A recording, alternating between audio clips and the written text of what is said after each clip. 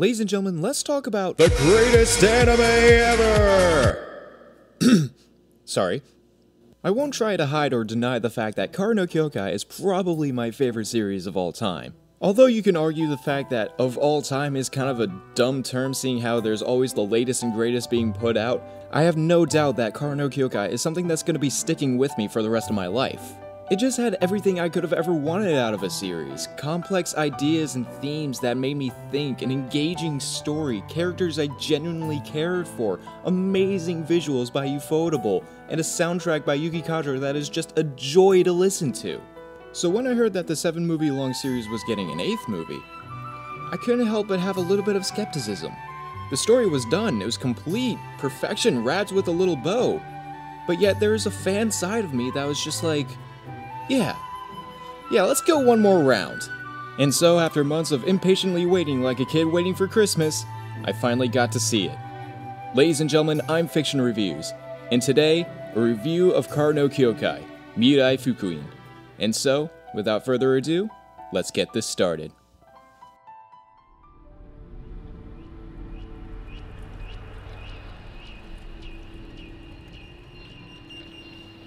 Kara no Kyoukai follows the story of Ryogi Shiki, a girl who wakes up from a 2-year-long coma and realizes she has an ability called the Mystic Eyes of Death Perception. These eyes allow her to see the lines of death in everything and anyone, allowing her to kill anything and anyone. She begins working at the Garu no Dao under Aozaki Toko to help with investigations that deal with the mystic and the supernatural, along with Koto Mikia, a boy who had a little something to do with her car accident. The thing about Kara no Kyoukai that makes it really distinct and stand out from everything else other than being now 8 movies long is the fact that it's not told in chronological order. Each movie has its own individual story that adds to the overarching plot. However, it's the overarching plot that gets jumbled around a little bit. The true chronological order of the series is movie 2, 4, 3, 1, 5, 6, and 7. So, with the series being complete in 7 movies, where does that leave the 8th movie?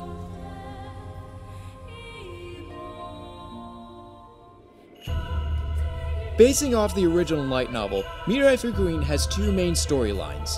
The first one is Mobius Ring, which is about Shiki being targeted by a bomber who can see the future after she spotted him at one of his jobs. Meanwhile, Mikia runs into a girl who can also see the future and consoles her about her ability. This gets a little ridiculous, because it gets to the point where Shiki is consulting a person who can see the future so that she can find someone who can see the future, meanwhile Mikia is talking to a girl who can see the future.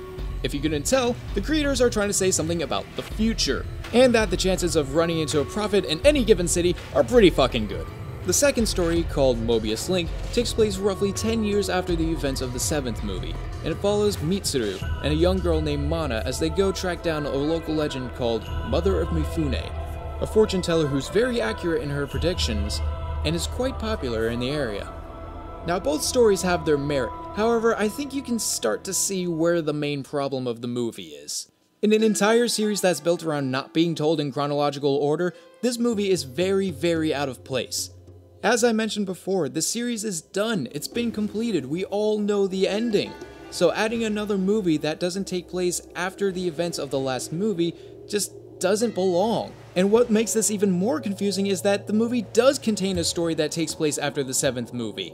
So it's just kinda like, where the hell am I supposed to put this thing? Referring back to the chronological order of the series, Mobius Ring takes place between movies 3 and 1, and of course, as I mentioned before, Mobius Link takes place after movie 7. However, it gets a little more complicated than that because there's a scene in Mobius Link that takes place during the events of movie 2. So I reiterate, where the hell am I supposed to put this thing? Setting my confusion aside, Mobius Link is what you'd expect out of Kara no Kyoukai. Out-of-order storytelling, instances of intense gore, action, and violence, and talks of various ideas and concepts. Mobius Link, on the other hand, is really different, and acts as more of an extended epilogue, an after-story, if you will.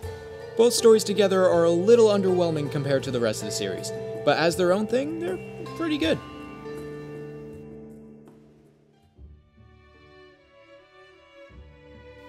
There's not much to be said about characters in this movie. It follows the same 3 characters as the rest of the series: Shiki, Mikia, and Toko. None of them go through any form of development in this movie, which is fine because, again, the series is over. Any kind of development at this point would be totally and utterly useless and unnecessary. The main point of this movie was to introduce all the other characters that I talked about, especially Shizune, the young girl that Mikia talks to.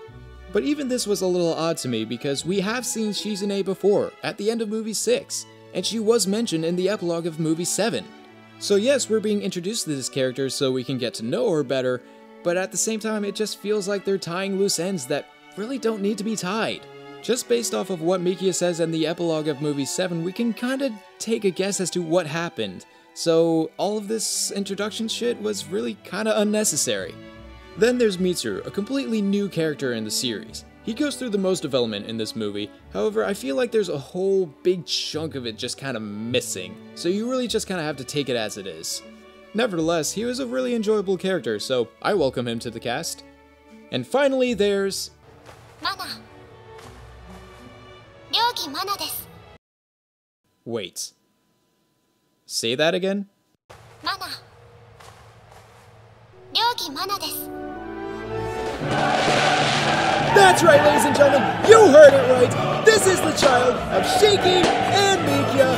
It happened! Everything is glorious! Woo! Shipping and Tumblr aside, this is the reason why this movie exists. This is the sole purpose of this film. Just so that we could see this character in full animated form and see her come to fruition. Unfortunately, she's only in the last half hour of the film. However, I was so happy and giddy over how adorable she is that I just did not care. Just look at her. All you want to do is pinch her cheeks and give her a cookie.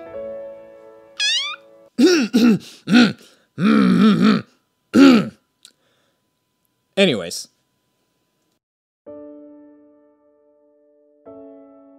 Audio and visual. Do I even need to do this segment? Do I even need to say it? No. No, I do not. But I have to. It's fucking amazing. It really should go without saying that Ufotable with a good budget go hand in hand. It's like peanut butter and jelly. When you have one, the other cannot fail. As is with the rest of the series, the animation in this movie is just absolutely top notch. It's always such a joy to watch these films and just look at their sets and cutaway shots. It's incredible how well they can animate, and I will never get tired of it. And as you should know, I'm a huge Yuki Kaji fan, and this is just more of her doing what she does best. I really think that her work in no Kyoukai is some of her best, especially when blending the Eastern and Western styles together into these beautiful arrangements, and Mirai Fukuin is no different. What I really like about this soundtrack specifically is how it's inspired by all the other soundtracks in the series. For instance, in the beginning of the movie when we're at the school, the music is very prim, proper, and regal, like it was in the 6th movie when we're also at the school. Just as well at the end of the movie when we go back to 1996, one of the tracks borrows a melody from the soundtrack of the 2nd film, which is when the scene takes place. The audio and the visuals is what we've come to expect out of no Kyoukai. It's more of the same, and god damn does that feel good.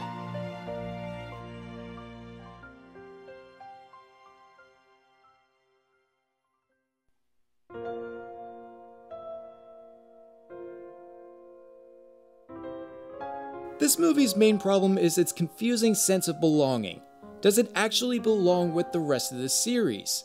If Mobius Ring and Mobius Link were their own two separate things, I feel like I would have a clear-cut answer for that. The answers would be no and yes respectively.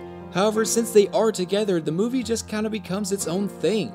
As far as where it belongs in the viewing order, I would suggest keeping to the original release order, and then watching Mobius Ring between movies 6 and 7, and then watching Mobius Link after movie 7 and or the OVA. Overall, Mirai Fukuin is very confused and average in the context of the rest of the series. However, the thing you have to keep in mind is that even by these standards, average is still pretty fucking good. In no shape or form is Mirai Fukuin a bad film. The characters are likable, the story is interesting, the pacing of it is alright, it really encapsulates everything that no Kyoukai is, and it's a perfectly fine way to spend an hour and a half of your time. And despite anything that I may say, I really do think that any Karo Kyoukai fan is going to be perfectly content with this film.